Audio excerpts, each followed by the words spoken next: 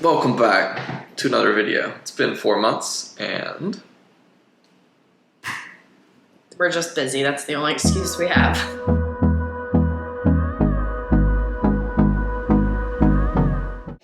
But we've got a plan moving forward, so hopefully we'll be getting more videos. we do. Yeah, I'm gonna do more by myself and with Knox. We decided this. You're gonna do it without me? You said to do it so we could get some videos out. Alright. Everyone look forward to me not being here anymore. He will be here. He just will be a little infrequent because getting us two to actually do something together outside of work and sleeping is just not gonna happen that often.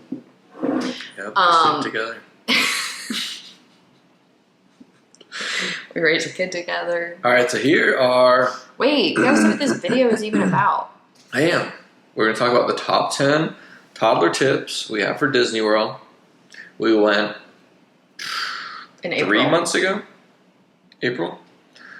We YOLO'd a trip to Disney.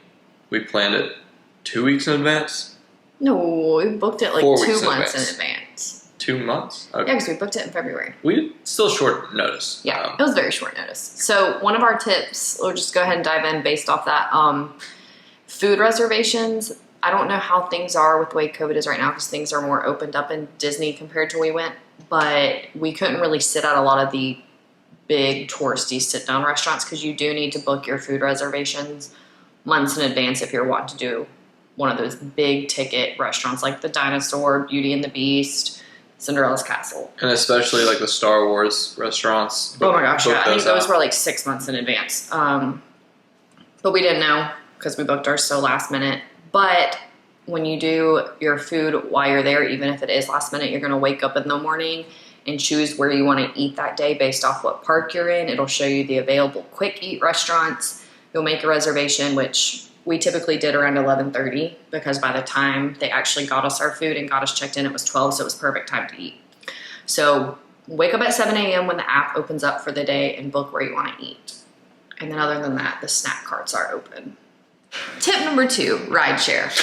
You explain it. All right. So we learned what ride swap was a little too late, but when you get to say like the Star Wars ride or any other ride, you just tell them you want to ride swap, and then you and your kid can wait somewhere while the other person waits through the entire line. They go on the ride themselves. They get off, and then your partner can go right to the front of the line, get right on the ride, and then go. So it's a huge time saver, and you get to do more rides. Yeah. What we did by accident was wait in line for the entire Rock and Roller Coaster separately. Then one of us would wait in the whole line. Then the next one would wait in the whole line again. So because we thought when people told us to ride swap, it was just like, yeah, you guys should not worry about not being able to ride together. Just one of you go at a time. And then we learned that's not what they meant. And they just scan your the Disney band, or whatever it is. to prove that you checked in with him when he went on the ride. So it was really convenient. 1, 2, 3, 1, 2, 3. Oh, excellent! You're all waltzing so beautifully together. Now,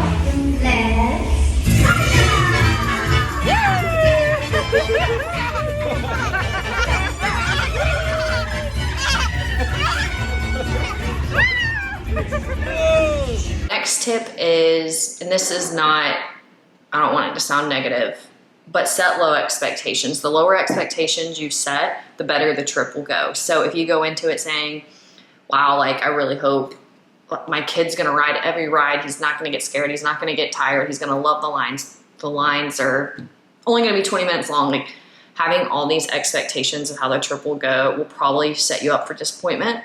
You'll be disappointed as soon as you get to Florida and you have to wait for the Disney Express. Or even an Uber. Yeah. And the cost after of you pay Ubers. for it. Yeah. So set very low expectations and the trip will go great.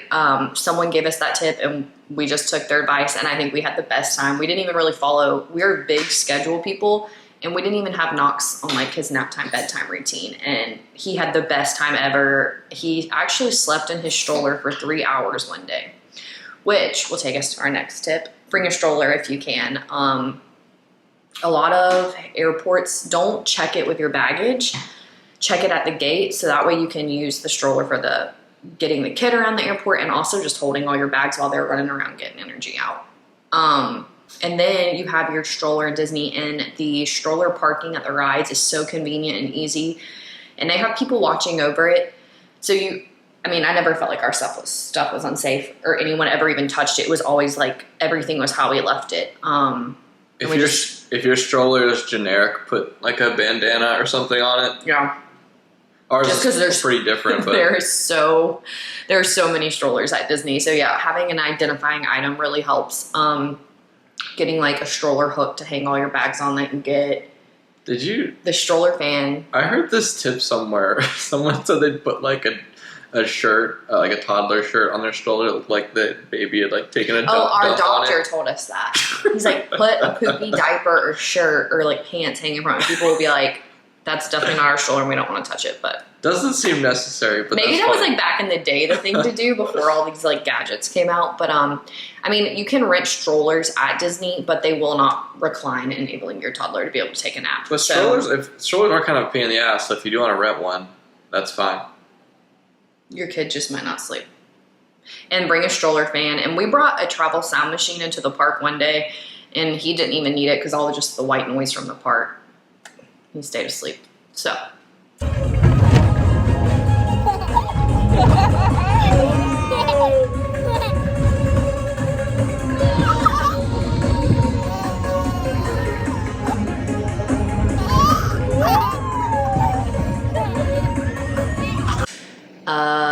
Reusable straws was probably like the best tip we got other than the low expectations. That's a pretty good one. They don't really give you straws there. And if they do, they're paper, so you know how that is. They just like disintegrate in your drink and it's gross. So we brought our own water cups that we knew would be cooler.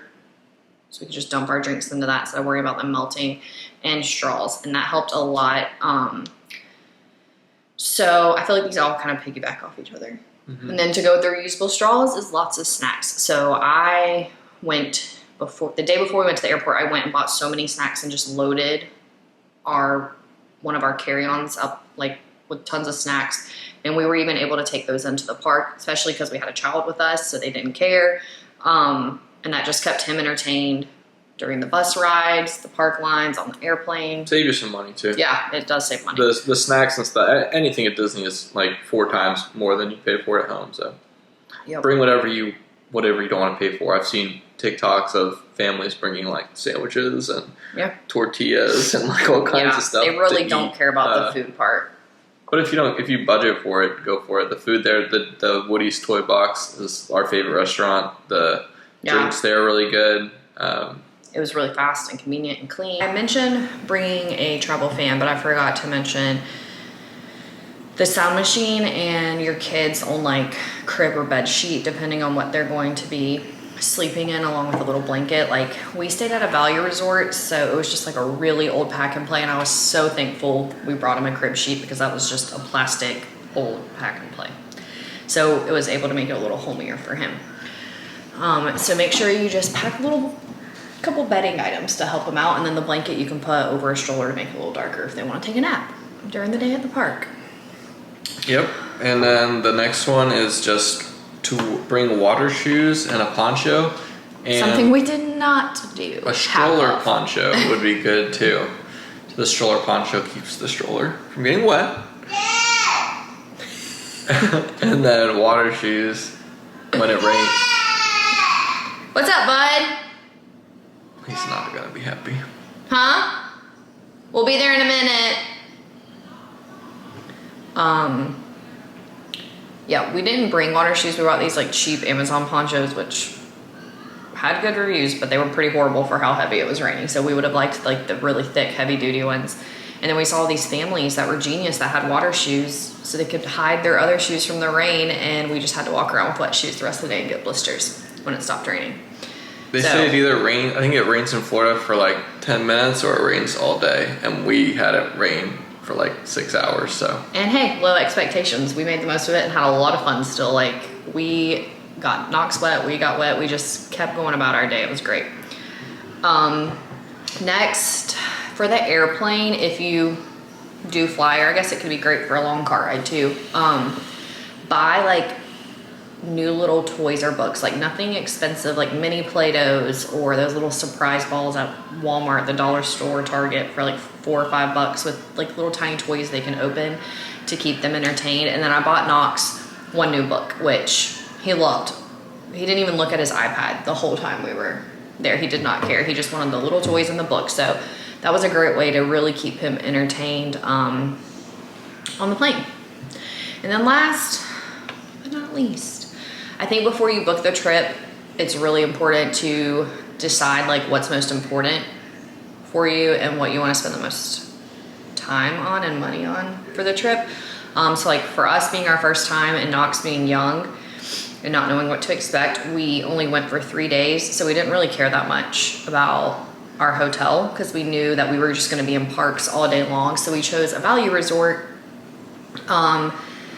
which now we've learned like we'd probably want our next level up just to have more space in the room if we stay for longer. But for a shorter trip, the value resort was great. It was so clean. So don't let the word value discourage you. It was very clean. The food was just subpar, which didn't really matter because we either ordered our breakfast from Chick-fil-A, which was half a mile down the road, or we ate in the parks. I forgot what I was gonna say. We ate in the parks. So yeah, the food at the hotel didn't really matter to us. If you know you're gonna spend like one full day in the pool and the rest at the parks, I might go to a nice hotel with a pool and spend a little more money on the pool instead of all park days. So just kind of plan out how you wanna spend your days and where you wanna spend them. And do not let people try to talk you out of taking your kid to Disney at a young age. First of all, they're free up under 3. So that saves a lot of money too.